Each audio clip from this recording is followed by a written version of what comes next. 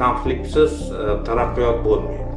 Eng yetakchi neft mahsulotlarini eksport qiluvchi mamlakat bir oy ichida import qiluvchi mamlakatga aylanib qolgan. AQShning asosiy da'vosi yadro quroliga ega bo'lmaslik, Ayatolloh Xumanay otasi.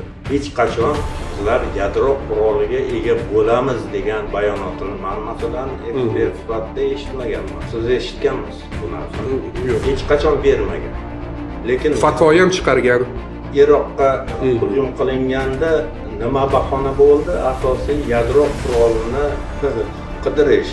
Lekin yadro qurolini haligacha qidiryaptilarmi? Yevropa Ittifoqi Rossiya Federatsiyasi bilan urush boshlanishi va olib borilishi mavjudligini muhokama qiladi.